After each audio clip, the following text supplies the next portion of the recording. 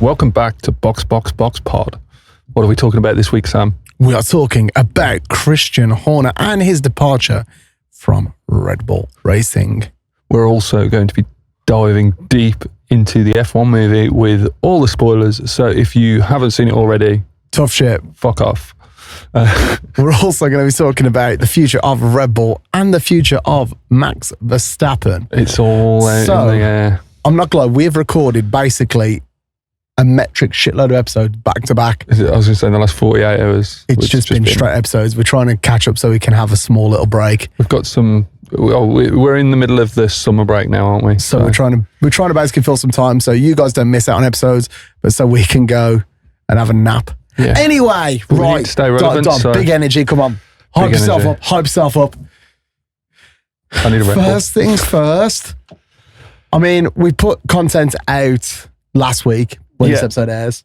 So about obviously Christian's fucking gone. Christian's departure from Red Bull. I mean, what the heck? What the hell? What the hell, man? What the hell? I mean, I feel it's one of those ones where for me, with Horner and Red Bull, obviously we spoke about it. Well, Horner's been part of Red Bull pretty much since day one. Since day one. So he's quite important to the Red Bull machine. He is, got to stay hydrated these days. But yeah, it really is. He's an iconic part, whether you like him or don't like him. I don't like him, but anyway. No, that's not the point I'm making, Dominic. The point I'm making is whatever your opinion of him, you can't take away the fact he's been an influential part of Red Bull as a team. To be honest, part of the entire sport. I think as much as I'm not a big fan of him. I mean, some of it probably isn't for the best of positives, but yeah, there's some good, there's some bad, there's some ugly, and yeah. I mean, obviously there was. He does like it spicy though, doesn't he? Not just the Spice Girls, but the things he gets up to. He likes to spice up his life, doesn't he? La, la, la, la, la, what I will say, obviously, Max Verstappen put out a statement on Instagram stating, from my first race win to my 4 world championships, we've shared incredible successes, winning memorable races and breaking countless records. Thank you for everything, Christian. You know what? I will say, I do believe that even though Verstappen is one hell of a driver, and you can't take away whatever your opinion is, and even though he can be a drama lover, you can't take away he's incredible. I do believe that Red Bull were, and Christian was the person who nurtured him into the position he's in now. Him and Helmut Marko for sure. Yeah, and obviously Adrian Newey as well. Well, that's the thing. Like his dad, Jos Verstappen, has never really been a big fan of. No, he hasn't been a fan of. I mean, that kind of brings me to the point of diving into what's going to happen with Red Bull now. Like, is that so? Obviously, there's the big. In fact, that's a point that I've written down that will kind of perfectly segues into. Is the whole Max and Toto Max going to Mercedes and in talks with Toto. So I read that apparently the directors at Mercedes have given the all clear to get Max, whatever it takes. So I mean, that's some serious. Whether or not they're still 100% like that's what they're going to go for. I know that sounds very contradictory, but will it happen? Who knows? But with Horner gone, maybe that's what Verstappen needs to stay at Red Bull, which I know Verstappen, like Max and Christian had a good working relationship, but obviously Max's dad, I don't know if he's his actual manager or not, but I know he plays like a very influential role. Needed on that one. Yeah, but like Jos Verstappen doesn't like Christian because I don't really know what it is. I just think it's down to like the decisions that Horner's made over the time. Yeah, but moving swiftly on, because I'm not gonna lie, I'm sick of talking about Red Bull today. I know, and we haven't even got one. I feel like we could have done with one. God, I would bloody love a Red Bull right now. Well, but let's move on to. We're a bit late behind, but because of consideration of the listeners, we've left it as long as possible to not talk about it, but it is finally time to talk about the Formula One movie. That it is. So, Dom, before we get into it, give it a score out of 10. I think I have watched it again, I'm sorry, without you. I think as a casual Formula One fan, I'd rate it a 9. But as a little bit more in-depth Formula One fan, which I think that I am, I would give it an 8 personally. Like That's interesting. I'd give it an 8 from the whole. I thought it was really, really good. There was a few things that in most recent weeks, the storylines have been obviously proven to have been more Hollywood than real life because of things, which obviously I'm sure we're going to dive into soon. But it's, as Carlos said, take it with a pinch of salt. And if you do, you'll really enjoy it. Yeah, I mean, that's fair. For me, I mean, I've probably got to score a little bit lower. I mean, as a casual, if you're going into it with the mindset of just like, you don't watch Formula One or you don't watch any form of motorsport and you've never watched motorsport, I'll probably give it an 8 out of 10. If you're a casual watcher of Formula One, I'd maybe give it a 7. If you know about Formula One, know about the logistics of how the sport works. If you're an F1 nerd. Yeah, no, but if not even that, if you just enjoy what, like us, I'd probably give it about a 4, you know. Really? Yeah, after watching it again, the first time I watched it was in IMAX and I was like, wow, this is incredible. But that's because it's the experience of IMAX. But watching it again, I was like, this is mid. Fair enough. I know you really enjoyed it. And there was some scenes which we are going to get into, which they were incredible and they still were like, wow. But then, you can't take it away from like the cinematic aspect. The cinematic aspects. And to be honest, the racing aspect of it was really good. It was just the little bits in between. As I said to most people that I've kind of described it with, without giving any spoilers away, is it felt more immersive than watching. It was more enjoyable than watching an actual race at times because it felt so immersive, and because there's angles that they've shot that obviously they don't have in Formula One, where it makes you feel like you're part of the racing without making it seem Hollywood. Which the thing for me is that it did feel very Americanized, very Hollywood.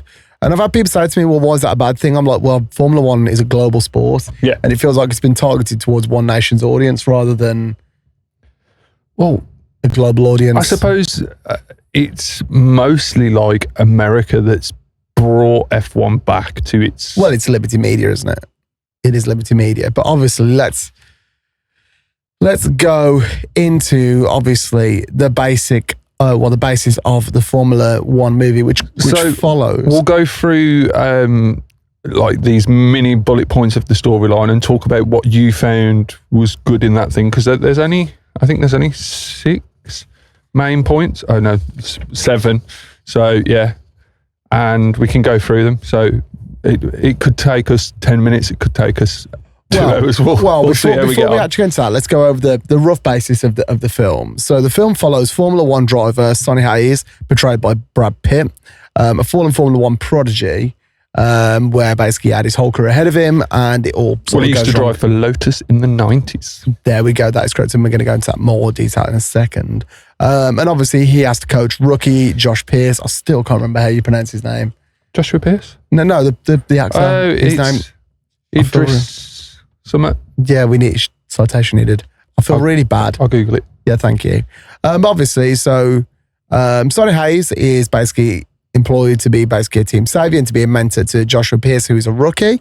Obviously, what actually happens in Formula One, and from the plot line, I was like, oh, this sounds like a great idea. But yeah, basically, it's all a bit up and down and all over the place from that. But obviously, getting straight at the gate, so we are talking about Sonny Hayes first, the fallen Formula One prodigy. Former Lotus Formula One driver from the 90s, career cut short by a major crash in the 1993 Spanish Grand Prix. Yeah, so with that, they used some footage from, and I had to Google it when we come out of the race. When we came out of the thing. Oh, yeah, his name is Damson Idris. Yeah. Damn, son, where'd you find this? I mean, he's a bit of a frigging weapon, to be fair. You know? He's a good-looking, handsome man, yes. No homo. But, yeah, the footage that they used in the F1 movie, I can't remember who the guy was from, and I was certain he died from the accident that was in the footage. That's the one thing I will give the Formula One, the F1 movie, was that there was a lot of, like, archival footage used, but it was used in a really good aspect of storytelling. Well, it took something that was obviously they changed the narrative using literal footage, which was really, really, really, really good. They could have recreated that. So Pardon me. Sorry, mate. They took the real life accident of Martin Donnelly from the 1990 Spanish Grand Prix, where his Lotus splitting in half after a suspension failure at 160 miles an hour. Fucking hell. He didn't die. He just sustained severe injuries, including brain and lung contusions. Concussions? I don't know. Concussions. Not concussions, no, there was a T. But anyway. Not sure, we're not doctors. But anyway, continuing on with the movie plot, obviously. So Sonny Hayes, the fallen Formula One driver, he then spirals into a gambling, multiple divorces, and a nomadic lifestyle. Basically, he was a player, but it didn't really work out. But he well also for him. clearly had serious psychological issues to deal with. I think that, with the accident, it caused brain. Then obviously he finds redemption winning the Daytona 24 hours of Daytona. Yeah, to be fair, the footage that they've put in, I completely forgot, and I'm glad that that kind of these notes are here to pull it from, is the Daytona footage in there was really, really good. That felt super immersive as well. And obviously, both of us being petrol heads, the noises, it was just in IMAX, it was incredible. Honestly, if there's one thing I've got to give the film, it is the sound design and everything. It's the cinematic aspect of it in all ways is fantastic. Oh, it is absolutely incredible. It really is. I know we spoke previously on other episodes about product placement. Obviously, it's very, very aggressive from Apple. It's insane. You don't see in Formula One, you don't really see a lot of Apple, but I think that's mainly down to most of the systems that everyone uses. It's just Windows or Linux is the way to go for it. Yeah, or it's something custom ARM based. Yeah, but that obviously being a little bit of a negative is that it's very heavily Apple forced. And you know what? I've never seen so many product placements of fucking Ninja. Yeah, Ninja. Yeah. We were saying because Joshua Pierce's mum is obviously from some kind of Caribbean descent. Yeah, and we were saying there is absolutely no way in hell that a Caribbean mother has that many different things to cook with. She has a jerk pan and a rice cooker, and that's all she needs. Yeah, and a crock pot, you know. Yes, and a crock pot.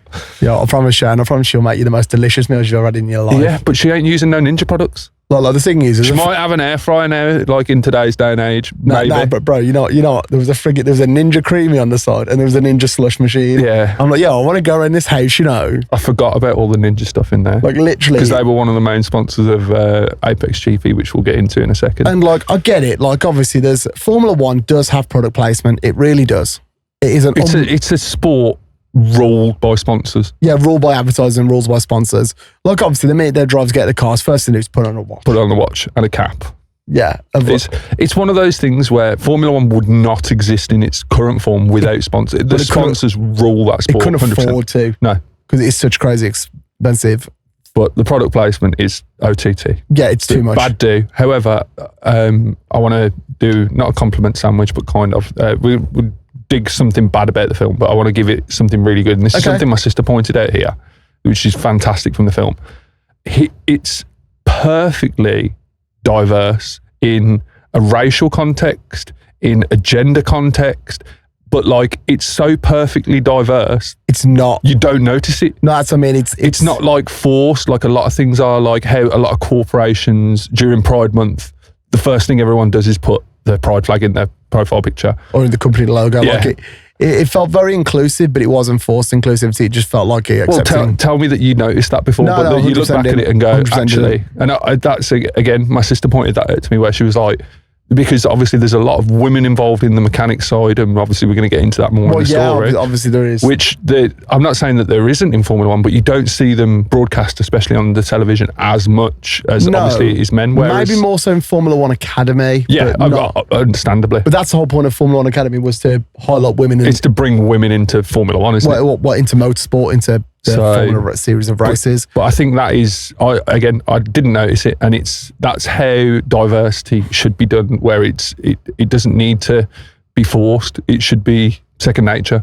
So it was really, really good. Continuing on, obviously with the storyline, this is when we get introduced into Apex GP. So Dom, take it away. So Brad Pitt's, Sonny Hayes, portrayed by Brad Pitt's ex-teammate Ruben Cervantes, owns the Apex GP team, currently last in the constructors' standings, and they're struggling.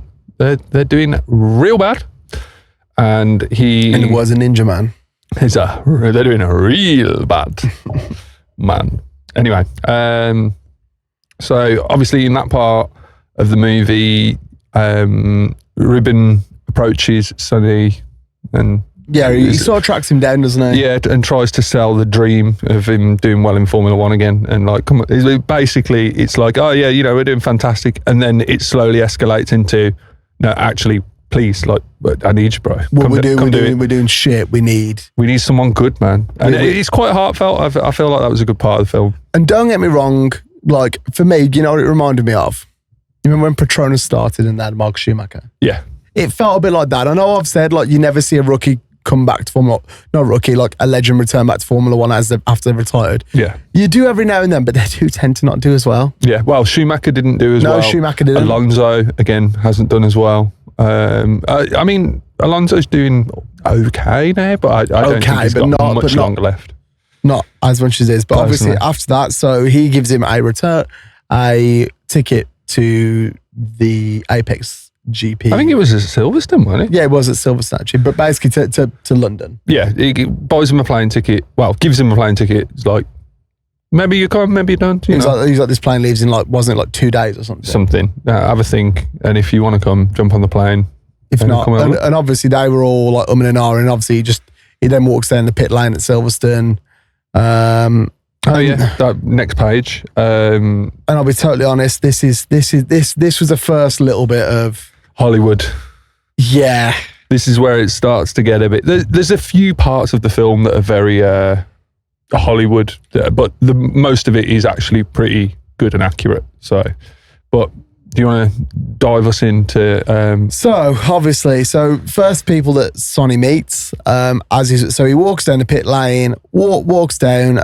Ruben's like, they're like, who the fuck's this? Ruben's like, this could be our saving grace. Yeah, because they were talking about a new driver, weren't they? Yeah, about potentially recruiting another person who is basically Joshua Pierce's.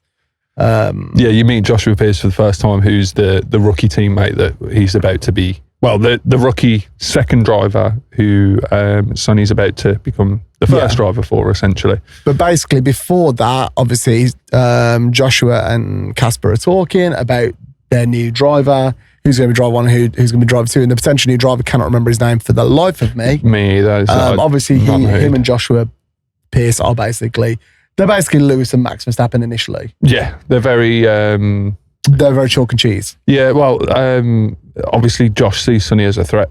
There's a lot of tension built from that. Before that. But then obviously you're also introduced to the technical director, which is Kate McKenna, who we'll talk about later again. But obviously, what happens, again, sorry, if you're in this now, the spoilers are about to get really intense. Yeah. So strap in. If not, turn off. We take no offense. Come back and we'll this isn't an episode we're going to judge about statistics on at all. Absolutely not. But then obviously they're all giving it the big end. Sonny saying, "Oh well, he's an old man. He's old. What's he know? Yeah, what does he know? He hasn't been in sport fucking years." And then he was like, "Give me his help, and I guarantee I'll be half a second off." And you know what? To be fair, he was doing really. Do you know what he did? Kimi Antonelli when he first got in the Mercedes for the first time, when he jumped in George's Mercedes, set one fucking belter of a lap, and then binned it. And that's exactly what Sonny did. I will say, I remember your dad saying something about the tyres. He was like, tyres would never smoke like that. Oh yeah. In the way that he crashed, and because he locked up, didn't he? Something like that. Yeah, and it's the way he exits the pit as well. Yeah. But obviously, so that happens. And obviously they give him a little rundown of the car. And that was the first sort of thing where the story broke down a little bit for me. Yeah. In continuity, because if you look at, say, the 90s Formula One cars versus the 2025, which is the era one, which is the current shape car, the technological gap between them is massive. Yeah.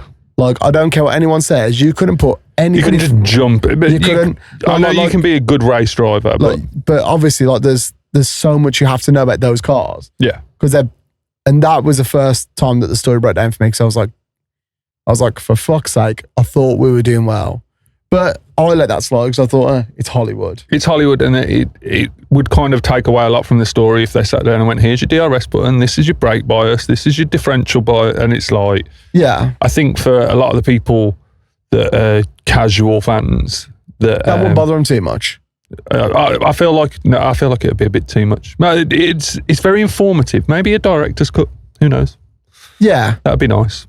But then obviously, so all that happens, and then we move on to the first race that Sonny does, which was ironically Silverstone. We timed that perfectly. Yeah, the British GP.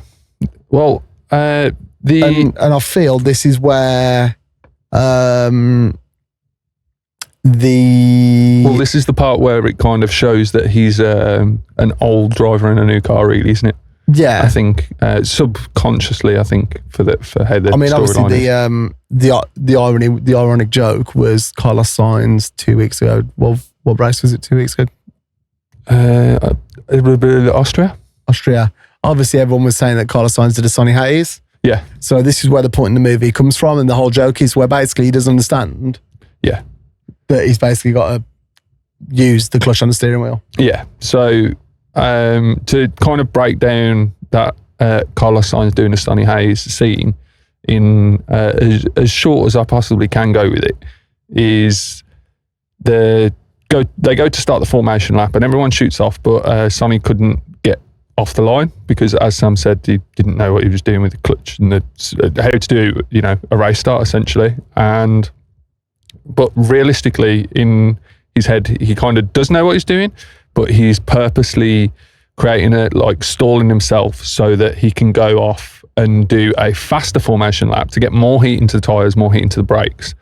And then when he gets to the back of the grid, his tyres are warmer while everyone else is colder because they've been sat there, and he can push harder and gain a bigger advantage on the drive to the first corner. Obviously, this was proven not accurate because of when Sainz went to do pretty much the same thing, not obviously intentional, I would hope.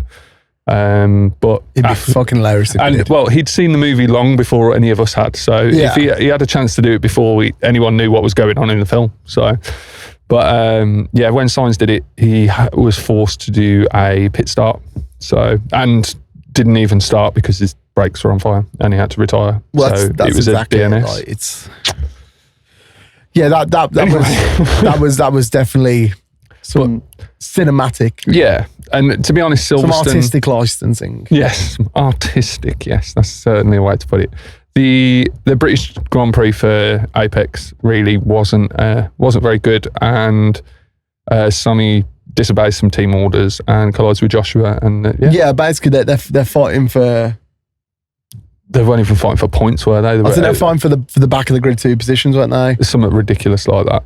And yeah, it didn't work out well. And then, if I remember, they're don't know, giving order to let Joshua pass, and he's got to race me. Yeah, it was.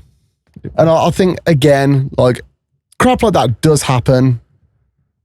And then obviously we move on to the next race of the season, which obviously, so Sonny Hayes obviously has been working with the car. The fun thing I did enjoy, the Apex GP was a McLaren. Yeah.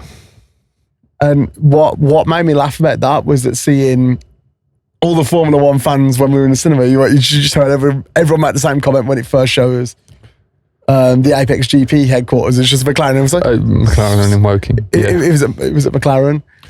My favourite thing about that whole thing as well is that, and it is, I do want to talk about the soundtrack as well, but we'll get into that in a sec. But obviously the Just Keep Watching Me music video was filmed in Woking. Yeah. It was literally filmed on their rolling road. Nice. Which is hilarious. I didn't actually know that. Banger. I don't think I've watched the music video, to be fair. It's a good video. Okay. But yeah, moving back onto the movie, obviously, so a turning point in Hungary. So obviously from the race start at Silverstone for Apex and Sonny, it's quite obvious that he uses the rule bending tactics. And what he does during the Hungarian Grand Prix is keeps having lots of minor collisions or incidents that aren't penalised for him. Yeah, that he's not actually doing anything wrong. It's just a racing incident, and he keeps causing safety cars. He just ripped the front wing off his car. Yeah, or like just clip something and, oh no, I've got a puncher, where he obviously ends up finishing last. But he's pushing Joshua Pearce off the grid. I was going to say he uses, it's kind of like Crashgate all over again, isn't it? Where Yeah, literally. he uses his kind of unfortunate events to give Joshua the advantage to pit more or first or whatever to gain the advantage, and obviously scores Apex GP's first points, which the team principal, Ruben, his ex-teammate, one of the kind of things was investors were threatening to sell the team unless they win at least one of the 9 remaining races. So we're 2 races in, and I can't remember if he won it or not. I think it was just points really, but that was a big deal because they had none, didn't they? Yeah. So, and obviously I remember that, like, at that point you start seeing, because obviously it's helping Joshua score his first points, obviously the relationship between the two starts to grow. Yeah, exactly. Starts to meet. They're very, and obviously it's quite funny because you see obviously Joshua was very new, like using like react walls. Yeah. And like while using react grids. And like Sonny's just really old school. With 3 tennis balls, literally just. And I get that because that is an unbelievable way to become. Yeah, have fast reflexes. That's what it is, really, isn't it? Like, I think go on. And it was nice in that aspect to see, well, the old way and the new way meeting. Yeah. Well, obviously we talked about the relationship between Sonny and Joshua kind of getting a little bit better, but I do remember at this point in the film it was. Josh was still really, really hesitant. He was unsure. And then I think one of my favourite, like, kind of little story spin-offs of the entire film was JP's mom. Yeah. Being like, because he was talking, it was in one of that kitchen scene mainly where Josh is talking to his mom about this new guy that's just starting at the team. We're obviously going back in the story a bit here. But and then he's going, oh yeah, this new guy, like, he's old, he's a bit of an asshole, like this, that, the other. And then when JP's mom meets Sonny for the first time, she's like, oh, he's handsome, because it's Brad Pitt. So, but it's like, like, JP, you need to like watch your lip, otherwise he's going to lick up your mother. Otherwise you're going to start calling dad. Yeah. So, but funny shit. But yeah, obviously obviously like they start looking at upgrading the car, looking at upgrading the aero, which again is true. That happens in Formula One. Yeah, it's like, well, I think the way that Kate McKenna really pushes it's really hard to kind of get out what I've got in my head here, but the way that she tells the technical side of like Formula One and the team without being A, confusing, and B, boring, really. Yeah. It kind of pushes a lot in the film that I feel is really good. I thought her role was really good, Yeah, it was fantastic. Like, and obviously, like, there's the scene when they're at Woking, at Apex GP, where like Sonny goes in and she's like developing a new wing. Yeah. And then obviously Sonny starts asking questions about it, but like she's like, well, no, why would I want to do that? And he's like, but this would be better for this car. Again, that was more of a old school, new school thing as well, wasn't it? So yeah, and it was good. But obviously, then we move on. For me, Monza, but it wasn't Monza. It was Brands Hatch. It was Brands Hatch. And so, if you are going to do a track day at Brands Hatch at any point in the next sort of year or so, all the apexes are painted like Monza. Yeah, which I think is a lot of. Monza and Spa. It's probably a lot cheaper to rent Brands Hatch for a week for filming than it is for. I'll be honest, they just would have just probably 50 grand. Yeah, if that versus Monza would be spenny, I would imagine. Monza mainly because it's a Formula One circuit. Because it's got the highest grade of FIA homologation, whereas Brands Hatch I think is only it's like second.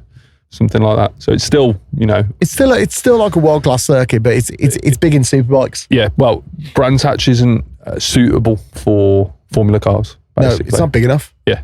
So. But anyway, we digress. So obviously we are actually at Monza in the movie, and it is a wet race. We love a wet race. Like we do, bloody love a wet race. This, do you know what? I feel like this was a good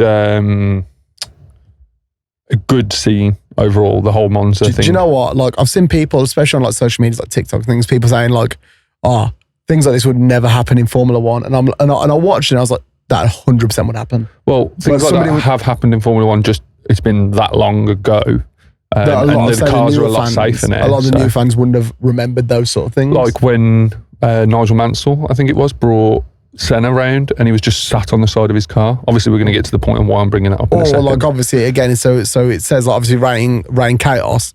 So obviously they're climbing to the grid. They're doing really well as a team. Sonny basically says to Joshua, "Go for slicks.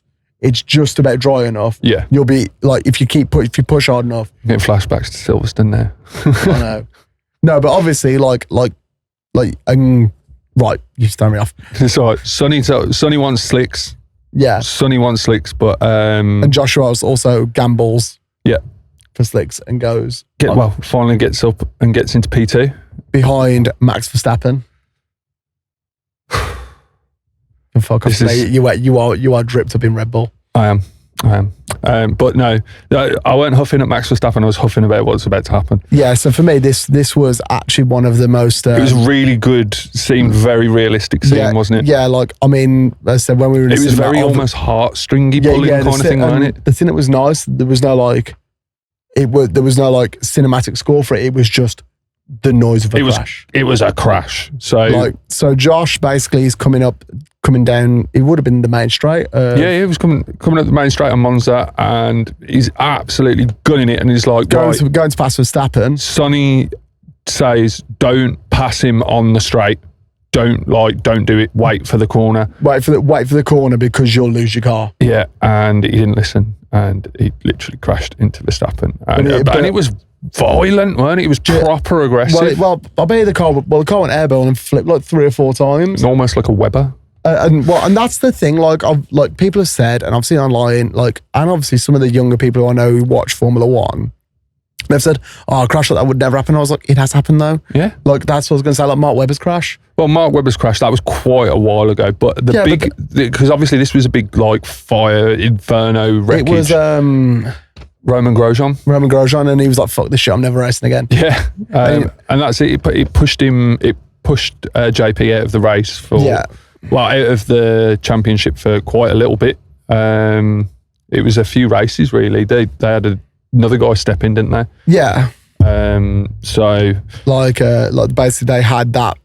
I think it was the filling driver who they were meant to have. Yeah, who was meant to replace. Well, who was meant to be alongside. For me, he didn't have enough main character energy, to be noticeable. I don't even remember what his name or what he looked like was. But then obviously, so Joshua and Sonny.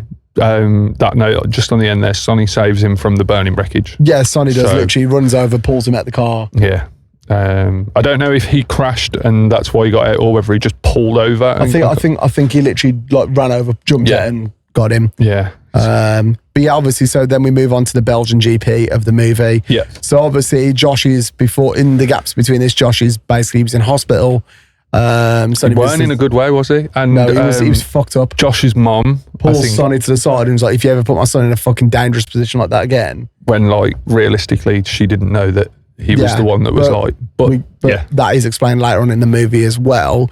But going on to the Belgian GP, obviously we've had races without Joshua, and obviously he returns, and they end up both crashing with the DNF again. Well, I was going to say Josh is still bitter against him.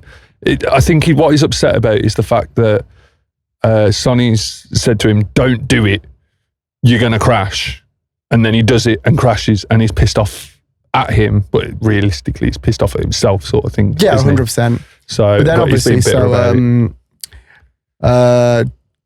Sonny Hayes and Joshua aren't getting on. They really aren't getting on. So what happens is that Kate, obviously the technical director, pulls them both in. Basically, they both get sent a letter saying team dinner tonight at this restaurant. Yeah. And they're like, fuck's sake, gonna have to go. And it's literally just her, Josh, and Sonny. And basically what happens is they all end up playing poker. And it's quite funny because you see a real bonding moment in that sort of hypercut between them all, which is quite nice. Very obviously JP's manager comes and pulls him away. And obviously Well, I think he goes to pull him away, and he's like, "No, let me finish the game," doesn't he? Or Yeah, something and he like like goes, okay, all in, and Sonny goes all in as well, if I remember correctly. that. No, Sonny folds because Sonny does fold. Yeah, he folds, and obviously you don't see his hand. And, Until Josh end. is all cocky, like, I've won. Yeah, I've beaten this like amazing this poker guy player. is meant to be good at the gambling guy, and And it turns out that Sonny just absolutely poker faced him. yeah. So Sonny folded a winning hand. I can't remember what the hand was, but I know it was quite a I want to say high odds. it's like 4 aces or something. It was something ridiculous. It was a like powerful, Full House. It was a powerful hand. But anyway, after that, what you haven't put in the notes is at that point Brad Pitt ends up copping off. Yeah, with the technical director. Kate. My favourite thing of that whole scene was like 5 minutes later in the movie, you just hear dung dung dung, and it's just Ruben at the door. Yeah, Is Sonny in there? No. Yeah, he is. Yeah, he's coming inside. He's just there buttoning up his shirt, and he's like, "For fuck's sake, Sonny, can you keep it in your pants?" Well, as we mentioned quite early on, he was a bit of a ladies' man, and he was the abominable homeman. Gambling, nomadic lifestyle, abominable homeman. We've done the gambling, and now he's underway. But do you know what? Again, something else that we've got to give the film really good is the whole romance side of the film. Oh, it didn't take over the film. It weren't too much. It weren't like that. Wasn't the main point of the film. No, at all. definitely not. It was literally just kind of a little bit of a side story that adds to the main plot rather than just there. Yeah. Like for romance people to enjoy. I think it reinforces the side of the film. But obviously, moving on, we then go to Vegas. Now, Vegas. Well, they're in Vegas, aren't they? Because it's, I think. Yeah, this gap. They were gambling in the hotel in Vegas, I think it was, weren't it? Because if you remember, he comes out onto the balcony. Pulls away to. Okay, yeah, you know what? It's just my bad notes. Yeah, that's in the wrong place. So yeah, but the Vegas race. No, before the Vegas race was when they're in the nightclub. When they're in Omnia. I don't know. That's the nightclub that's got all the moving stuff. I can't believe this isn't in the notes. I know where you're going. So obviously, a lovely lady goes up to JP and is like, "Oh, are you in Formula One?" She's like, and he's like, "Yeah. Can you introduce me to Carlos Sainz?" The funniest thing is, it's like, yeah, I'll go get him. Then just like walks off and he's like, right, see ya. And then he's like, yeah, I just don't want to be here. Yeah. Like, and then obviously, I do feel that JP's manager was very much like there as using him for the clout. Yeah. Rather than actually taking advantage his of best interests. It was just, yeah. It wasn't. He wasn't bad, but he definitely wasn't good either. No, he wasn't. I think that's the best way. I felt he was a very toxic character, to be honest. But anyway, we move on to the Vegas race. So before the race weekend, this is, isn't it? They've developed this new front wing and they've developed all this aero that's been working really well for them. Allowing them to get, more points and whatnot. And basically some documents from an undisclosed source at this point in the movie. Well, it was internal documents, wasn't it? Internal documents from an undisclosed source were leaked onto the FIA. And obviously they were forced, if you want to continue to race, you've got to race with your old parts. With your old aero. Because they were accused of these illegal upgrades, which when they're presented with them and the FIA are investigating, they're like, well, where did you get this information? And obviously they can't say and this, because it's still under investigation. But she's then suspended by the FIA, and as Sam said, they're not allowed, they have to use the old parts for the Vegas Grand Prix. And getting into the race, obviously Sonny crashes. Yeah, so basically Sonny does a Kimi Räikkönen, he's like, no more radio. Yeah, no more radio for the rest of the race. But yeah, he literally just goes rogue and he puts his car into qualifying mode. Yeah. So it's burning fuel so he can go as fast as possible. And obviously they're getting worried about the tyres and everything, and he crashes. So then obviously he wakes back up in hospital, if you remember that. Yeah, yes. To be greeted by Ruben, and Ruben basically reads his medical report from 1993. Yes. It was like, you should be fucking dead. Yeah. And all this stuff. As you said, he should pretty much be dead, because he found out that the old injury that he sustained back in 93 was degenerative. So yeah. And obviously Ruben didn't know about that, and given all that situation, he sacks him from the team.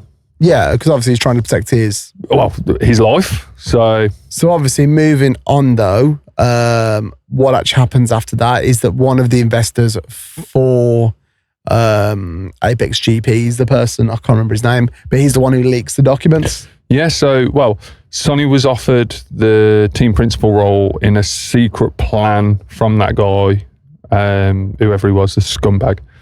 And that's how he discovers, as Sam just said, that he was the guy that leaked these documents that weren't, they were forged. That's the important thing. So yeah, just to finish off on what Dom said, so obviously like basically that what they want to sell, they want to sell Apex GP to a new investor. Yeah. Where that would be under the Apex GP brand, under something else, with Sonny being the team principal. So basically he would have a legacy. Sonny obviously is basically like, yeah, get fucked. Get fucked. America. Absolutely not. But then moving on, obviously we get to the final, Abu Dhabi. Oh God. Why did they have to fucking do it in Abu Dhabi, you know? Abu Dhabi. The thing is, right, so let's get through it and then talk about our gripes with that. Because it's not the actual like scene that's that bad. It's the contents of the scene and how the movie plays out and how certain people involved with the dramatization of this scene absolutely okayed it and was happy to relive the. Oh yeah, honestly. So Joshua finally makes peace with Sonny. They sort themselves out. He accepts responsibility for the Monza crash of not listening to Sonny. Obviously, at this point, Sonny doesn't have a seat. Yeah. So basically, Sonny tells Ruben, "Stop being a twat." Mm-hmm. Like the crap to I'm the guy you need right now. Yep. Throughout the whole film, something we haven't spoke about either is the plans. So obviously, Formula One teams have like Plan A, Plan B, Plan C. Yeah. So like when they'd have like the pre-race meetings, you'd have Plan A. Mm-hmm. And Plan B, and then Plan C would always be for Plan Chaos. Yeah. Which I feel that has definitely slipped through the cracks with us on that one. Just a little bit. The thing for me, and I'm glad you remembered it. And that's what kind of fucked me off with the film, was that like if you have a literal plan to cause chaos on track, like Sonny Hayes would not have lasted this long in a race. No. But we're going to get season. But we're going to get, in the season, we're going to get to that in a second. But obviously, so Sonny ends up racing again. The FIA clears Kate's upgrades and they get reinstated back onto the car. Which makes it quick again. Which makes it crazy quick. Obviously, then we see the grid sort of like, we watch the race at Abu Dhabi. It comes to the final. The final few turns on the last few laps. And what happens, Dominic? Oh, God. I knew you were going to fucking delegate it. So, JP and Hamilton collide. No. Yes. Well, they're battling out. But they're battling out. And basically, Hamilton is pretty much in the lead, I think. And then, or he's... Where... Do you know what? I can't remember, and I haven't made a good note of that here. Hamilton was leading the race. Hamilton was basically about to take the championship with, being in the Mercedes at the front, obviously set from 2024 this is, so. But, yeah, and there's, it's all like in my head and all spangled. Finish. So, basically, Lewis ends up colliding with Josh, and because of that, Sonny takes the P1, wins the race, obviously, and with that's Charles Leclerc in P2. Yeah, and that's their that's obviously that one race win that they need to keep the investors and everything happy, so that they don't have to sell the team and this, that, yeah. But so obviously, Lewis Hamilton was executive director? Executive producer, that's it, of the film. Why did it feel like it was acceptable for Abu Dhabi to be the race that cons him once again? I don't know, vengeance. It's just making a point. I think the thing is, obviously, at the end of the movie, then goes on to basically he leaves. There's a lot of drama in that Abu Dhabi race, though, isn't there? There's a lot of crashes and oh, mate, it's ridiculous. But what I was going to say is... it was very Hollywood. the last race. Yeah. But Well, I was I gonna suppose say- it needed to be. But at the end of the film, obviously, then Sonny Hayes packs his bags, grabs his hat, and disappears into the wind again to then go and do Dakar, because apparently winning a Formula One race No, was... but it wasn't Dakar. It was the California Baja Desert 1000. Yes, it was a Baja, so I thought it was Dakar. It's very similar. It's basically the same sort of race. And also after the race, we'll just jump straight over it. JP, the young rookie, turns down a seat at Mercedes. Yeah, from, that was a from fun- Toto. That was a fun- good cameo, That wasn't was a fun cameo. From my favourite thing about watching that as well is watching Toto doing all the different voiceovers in different languages. it? Yeah. And like obviously somebody goes to, so Toto, what languages can you speak? And he goes to all the languages that he spoke. And he went, I wish I could speak more. And they were like, what language do you think? And he's like, English. It's crazy, no? But yeah, I mean, it's kind of one of them ones where it's an okay film, but it does feel like it could have been better. Yeah. Well, I mean, that's why I honestly give it like 7, 8 personally. Yeah. It could have been a tiny bit more, or well, less Hollywood, maybe a little bit more.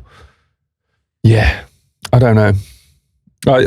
I generally thought overall it was quite good. It was a good kind of. It gave me Williams vibes, even though Williams were a championship team. That's the only way I can look at it, really. I feel, to be honest, it felt very much like the story of of Williams. Williams after Claire Williams finally solved the team and left JV in charge. I think the thing is as well, for me, one of the things that would have been actually, for the film, my biggest gripe was that I understand that obviously they have to fabricate stories, but there was a lot of things that I wish they could have just done, or just done a story about a Formula, like say for example if the F1 movie was about Lewis Hamilton. Yeah. And I know like there's going to be people who are going to be like, oh, it's just because you're a Hamilton fan. No, it's not, because he's the most successful Formula One driver of all time. I mean, he is a wonderkin story. Yeah, like coming from nothing, working his way up. Like, I mean, obviously, I'm assuming Lewis will get a biopic at some point. I would hope so, or you would at least hope so, wouldn't you? Like it's right. So I think that pretty much covers it for the Formula One movie. I mean, as I said, I know Dom enjoyed it. I enjoyed the movie. It was a good movie. I thought it was really good. There was parts where I just thought, this is a bit bollocks. This is a bit of bollocks. This is a bit bullshitty, you know. But yeah, I mean, moving swiftly on from the Formula One movie, it is Spa. Yeah, so the next episode of the pod, so a week from today, you will be hearing our pre-Spa show where we will finally make our Spa predictions. What else we will talk about on that episode, I don't know. That is yet to be decided. We might dig deep into maybe Spa 98. Ooh, the wet one. Yeah, the one where it's like the biggest crash of all time in Formula One. I think it was the least race finishes. Yeah, that was the year that Jordan won, wasn't it? Yeah. Well, Jordan had a 1-2. Obviously, you can't see that the Jordan F1 car is hanging from our roof now. Yeah. I hope you all do like this new set that we've got. I like it, you know, it's bougie. It's good. It's groovy. It sounds better on audio as well. Always good. But yeah, so next week's topic, you know, we might do Spa. We don't even know what it is yet, but we'll figure it out. We'll get there and we'll make our Spa predictions, and we'll talk about all things Spa, and yeah, and then lovely back from that Spa, we got a couple more races, and then we're in the mid-season break. Which obviously I think there may be a week or two where there might not be an episode. Yeah, I think just so we can. I think maybe in the mid-season break we'll probably do a little bit of potential live streaming of F1 25. Yeah, potentially, and there is also a big box up there which we can't show you right now. Yeah, of things for us to build. We'll do some YouTube videos of the block style. But I feel that might be a next door job. Yeah, I agree. I feel that needs to be a properly polished, beautiful video. Yeah. But then that I think it'll be more videos and things during the mid-season break. But Dom, where can we find you? You can find me at DJ Dom Cook, wherever you shall fancy. I'm probably on it. What about you, Sam? Pretty much the same. You can find me on everything at Sentio Silvano. Where can you find the pod? The pod is, as always, at box pod. I've realised as well, with YouTube, Yes. doing a search, if you just search box on YouTube, we're not very high up there. And when you search box, and then space pod or podcast, it's very hard for us to come up. So if you're listening to this and you want to watch the YouTube stuff, if you just put in box pod, all one word, it will definitely come up. But just thought we'll throw that in there for anyone that's trying to build the YouTube channel a little bit more. I mean, obviously we literally don't make a penny off this. This is all self-funded, but we are looking for somebody to sort of take. We're always looking for like just a little sponsor. Yeah, a little sponsor. Keep things under control. More than just to help cover some of the operational costs of doing this. Drinks, foods, businesses, NordVPN, Raid Shadow Legends, whatever. We're not doing a Raid Shadow Legends. Yeah, I know. I had that conversation the other day, didn't I? I couldn't openly support something like that. Like if you want to sponsor us, I'm down for it. But if it's a garbage product or we're only going to take sponsors from brands we actually would use ourselves. If you're like, oh yeah, try this drink and it tastes like cat piss. I'm not going to be here and say box sponsored by cat piss. That is some short form content ready to go if I've ever seen it. But we'd love to get in touch, and I'm sure whatever it is that you want us to promote is fantastic. But on that, thank you so much as always for listening and for watching on the tubes. Yes, it's been a good one. It's been a fun one. Right, we'll see you very soon. We'll see you next week. Ready for spa. Love you. Bye. Love you. Bye.